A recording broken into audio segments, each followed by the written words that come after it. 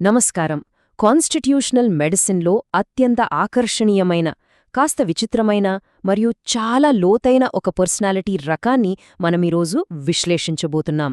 వీళ్ల ఆలోచనా విధానం, ఉత్సాహం అంతా కూడా వేరే స్థాయిలో ఉంటాయి. అసలు వాళ్ల వెనుక ఉన్న ఆ రహస్యాలేంటో ఇప్పుడు వివరంగా తెలుసుకుందాం.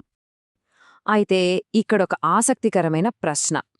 ఎవరైనా భవిష్యత్తు వైపు చాలా వేగంగా అడుగులు వేస్తూనే మరోవైపు పాతకాలపు విలువలను ప్రాణంగా ఎలా భావిస్తారు?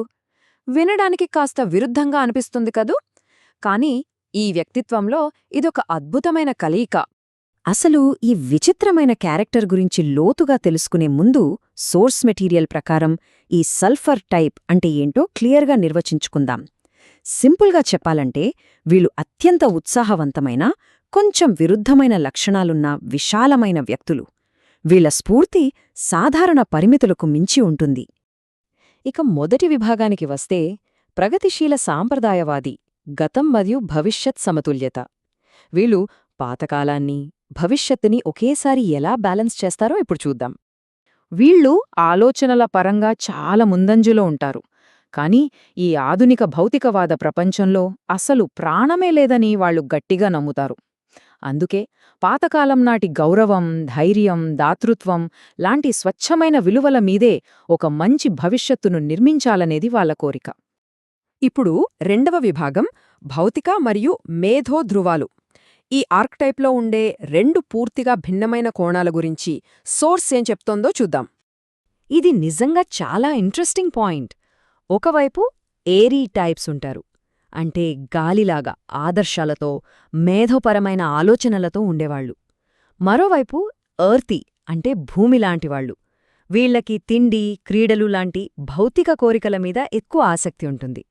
ఈ రెండు పూర్తిగా వ్యతిరేకమైన లక్షణాలు ఒకే సల్ఫర్ టైప్లో ఎలా ఉంటాయో చూడటం నిజంగా ఆశ్చర్యమే. మూలవచనం నుండి నేరుగా తీసుకుంటే ఈ ఎర్తీ సల్ఫర్ రకం పూర్తిగా భౌతిక కార్యకలాపాల కోసమే బ్రతికే ఒక సాధారణ ప్రాణిగా కనిపిస్తారు. ఒక్కోసారి వీళ్ళు తమ సుఖాల కోసం ఎంతగా పాకులాడతారంటే సల్ఫర్ రకాలనన్నిటిలోకెల్లా వీళ్లే అత్యంత స్వార్థపరులుగా, మొండివాళ్లుగా మారిపోతుంటారు. మూడవ విభాగం అపరిమితమైన ఉత్సాహం, అద్భుతమైన స్ఫూర్తి. ఈ భౌతిక విషయాల్నుండి కాస్త బయటకొస్తే వీళ్లందర్లో సాధారణంగా కనిపించే ఒక అద్భుతమైన లక్షణం ఈ ఉప్పొంగే ఉత్సాహమే. ప్రపంచ చరిత్రను ఒకసారి గమనిస్తే ఈ నాటకీయ వ్యక్తిత్వం ఎంత పవర్ఫుల్ అనేది మనకు ఇట్టే అర్థమవుతుంది. William Blake, William Wordsworth, Albert Einstein, Carl Jung, Winston Churchill, Abraham Lincoln వీళ్లంతా సల్ఫర్ రకానికి చెందిన అద్భుతమైన విజనరీ లక్షణాలను ప్రపంచ వేదికపై ప్రదర్శించిన గొప్పవాళ్లే. ఇది మనకు మరింత సులభంగా అర్థం కావడానికి ప్యాట్రిక్ మూర్, మ్యాగ్నస్ పైక్ లాంటి కాస్త విచిత్రమైన సైంటిస్టులను సోర్స్ ఎత్తి చూపుతుంది.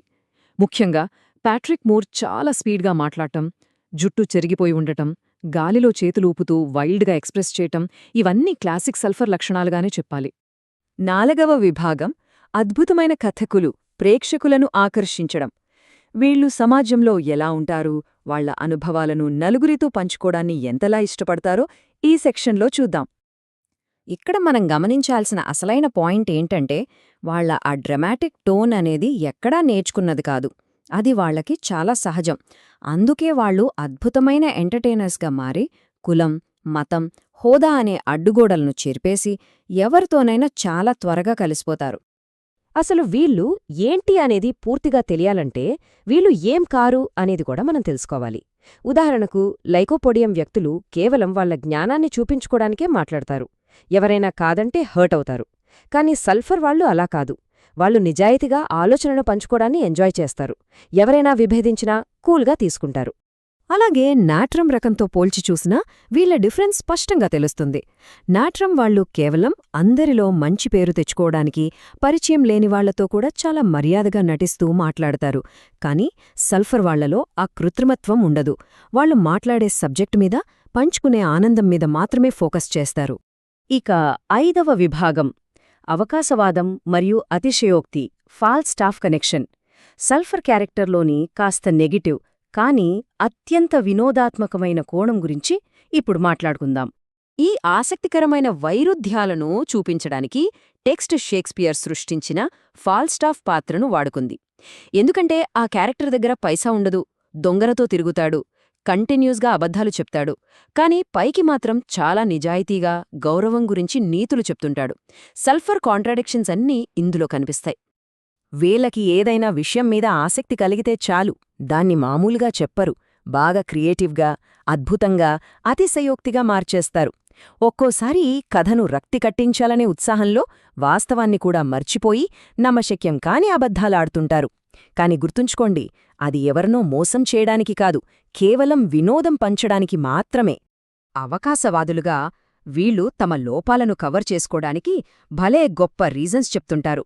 ప్రిన్స్ హాల్ దాడి చేసినప్పుడు తన పిరికితనాన్ని కవర్ చేసుకోడానికి ఫాల్స్టాఫ్ ఒక పరక్రమవంతుడైన సింహం నిజమైన యువరాజు మీద ఎప్పుడూ దాడి చెయ్యదు అని చెప్పిన సాకు సల్ఫర్ వాళ్ల సమయస్ఫూర్తికి పర్ఫెక్ట్ ఉదాహరణ.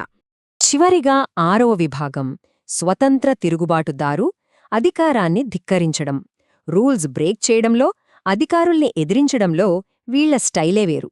కెంట్ చెప్పిన ఈ పవర్ఫుల్ కొటేషన్ వాళ్ల యాటిట్యూడ్ని భలే ఎత్తిచూపుతుంది. అధికారిక డిగ్రీలన్నా, చదువులన్నా వాళ్లకు అసహ్యం. అసలు తాము ఆ చదువులన్నింటికీ అతీతులమని అందరికీ ఎందుకర్థం కావట్లేదు అని వాళ్లు చాలా ఆశ్చర్యపోతుంటారు. దీని ఇంకా బాగా వివరించడానికి రచయిత ఒక అద్భుతమైన రియల్ లైఫ్ స్టోరీ చెప్పారు.